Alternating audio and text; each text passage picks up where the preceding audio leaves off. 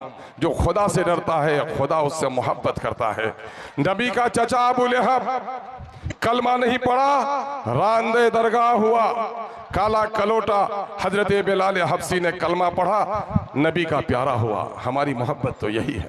हमको ये पैमाना सिखाया गया कि खुदा का फरमा बरदार नूह, तूफान आया तो कश्ती पर था और नाफरमान बेटा डूब रहा था।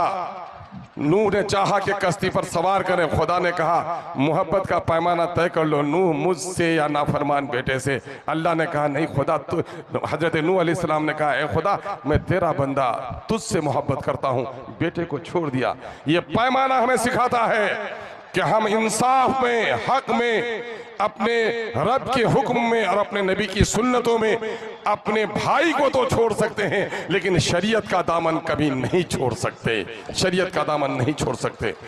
अगर बस्ती का कोई नौजवान शराबी हो जाए, कोई जुआरी हो जाए और वो कहे चलो जुआ खेलेंगे तो जाओगे, एक आलिम हो जाए वो मस्जिद की तरफ बुलाए तो जरूर आना है, लेकिन गलत काम की तरफ कोई बुलाए तो नहीं जाना है। यही करते हैं ना हम। तो आज सबा जफर से भी हम मोहब्बत करते हैं। रसूलुल्लाह ने एक बात कही मेरे भाइयों, में सुनाना चाहता हूं, उसका मफहूम हमारे उलमा भी है। अल्लाह के रसूल ने कहा मदद करो अपने भाई की। हम बुजुर्ग आलिमों को देख रहे हैं, मेरी इस्लाह कर देना। मदद करो अपने भाई की, चाहे जालिम हो या मजलूम। लोगों ने पूछा या रसूलुल्लाह आप तो दोनों की मदद करने कहते हैं, दोनों को भाई कहते हैं। आज भी कहता हूं भाई है सबा जफर मेरा, भाई है अब्दुल जलील मस्तान मेरा, मैं भी आपका भाई हूं।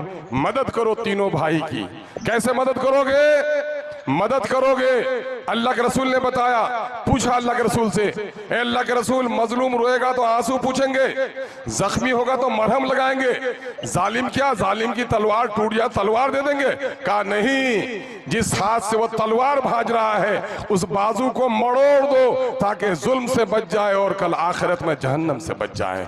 इसलिए आओ मदद करो मस्तान साहब की।